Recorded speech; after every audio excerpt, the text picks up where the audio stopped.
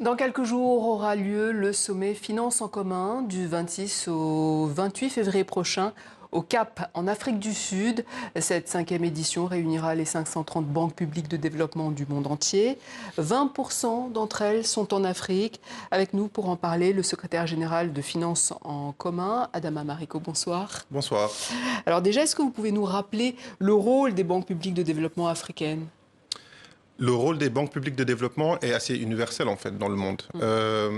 D'abord, rappelons ce qu'est une banque publique de développement. Oui. C'est une institution financière qui appartient à un État et qui a pour mission de financer les politiques publiques de développement, qu'elles soient sociales, économiques.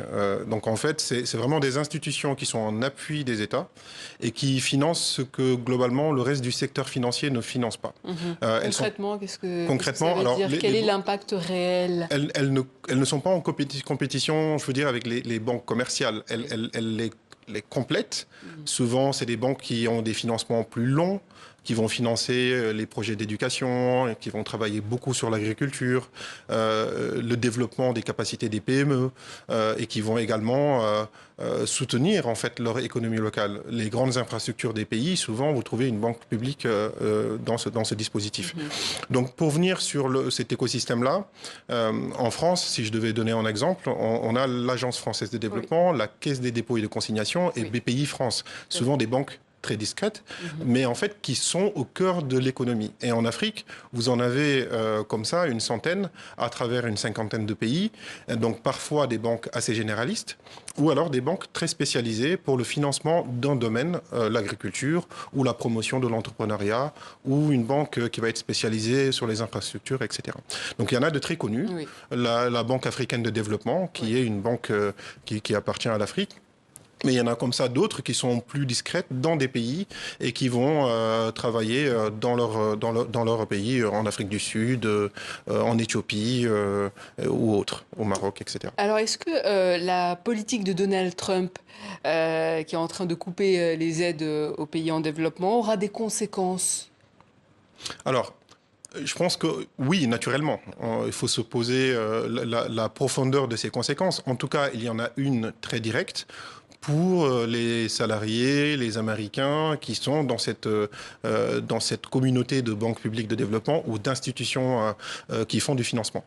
La décision de Donald Trump, c'est d'arrêter l'aide publique au développement américaine, qu'elle soit directe vis-à-vis d'un pays ou même lorsqu'elle transite dans des organisations onusiennes qui vont effectivement être une contribution multilatérale bénéficiant au développement partout dans le monde.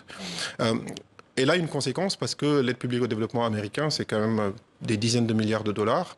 Et il y a une conséquence directe pour certains pays africains qui en bénéficient et qui voient aujourd'hui une suspension dans laquelle ils ne savent pas trop qu'est-ce qui sera la fin. Hein. Pour l'instant, c'est une suspension, ce n'est pas une décision d'annulation complète.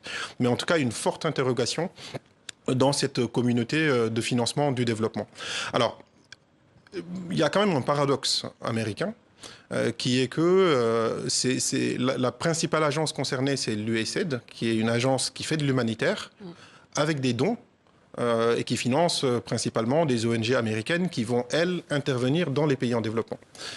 Et pourtant, vous avez le même Donald Trump qui a créé dans son premier mandat, entre 2016 et 2020, ce qu'on appelle USDFC. C'est une banque publique de développement américaine qui intervient dans des financements, des prêts en Afrique ou ailleurs. On en parle moins de celle-là. En fait, c'est exactement ça. Je pense que aujourd'hui, les États-Unis ont un modèle qui est plus proche du modèle français ou d'autres pays, mais en fait sortent des subventions à tout va sur de l'humanitaire.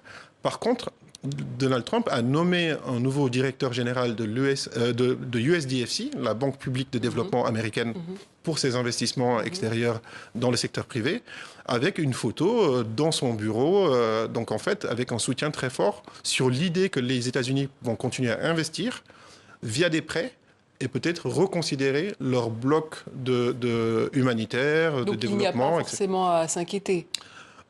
Il y a Le signal que ça donne est un signal inquiétant, qui est que tout ce qui relève d'un partenariat international, de la contribution des États-Unis dans les systèmes multilatéraux, qui est suspendu, c'est un signal inquiétant. Donc ça va plus dans l'idée que chacun pour soi, pour faire des activités bilatérales, de financement, mais lorsque ça commence à toucher une communauté, peut-être que voilà, il y a une forte forme d'isolement que l'on peut lire à travers cela. Mais il faut attendre de voir, certes, oui. Et en attendant, on ne peut pas ne rien faire. Et je pense que c'est vraiment ça aussi le message des banques publiques qui restent en bloc dans Finance en commun en l'occurrence. Alors il y a un autre enjeu de taille qui touche la planète, c'est le réchauffement climatique. Est-ce que ces banques sont impliquées dans ce domaine ? Naturellement, les banques publiques sont des institutions qui ont une mission d'intérêt général. Elles financent, comme je disais, ce que personne ne finance. Et donc la priorité, souvent la mission qu'elles ont, c'est une mission double. D'une part, c'est de travailler sur les priorités nationales lorsqu'elles sont dans un pays, réduction de la pauvreté, travailler sur la création d'emplois, des conditions économiques favorables pour les populations, mais elles ont aussi une responsabilité internationale à travers l'engagement de leur pays, notamment sur l'accord de Paris ou sur les objectifs du développement durable.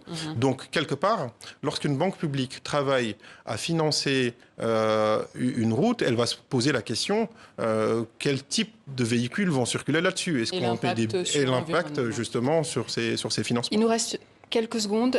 Des représentants de la société civile seront présents. Quel sera leur rôle dans ce sommet ? Alors, il y a plusieurs institutions qui seront là. D'abord, effectivement, on attend 2000 personnes à Cape Town et ce sera en marge du G20. Et effectivement, on attend des banques publiques de développement et toutes les parties prenantes qui sont du secteur privé, des philanthropes, les organisations de la société civile qui viennent aussi nous rappeler sur la mesure de l'impact et sur la connaissance qui va avec le financement du développement. On attend beaucoup d'eux parce que c'est l'échange de savoir, mais au-delà de ça, c'est vraiment comment améliorer les financements par les banques publiques, comment renforcer les coalitions et comment ça peut bénéficier aussi aux pays africains qui ont des banques très pertinentes. Merci Adama Mariko. Je rappelle que vous êtes secrétaire général de Finance en commun. Merci à vous.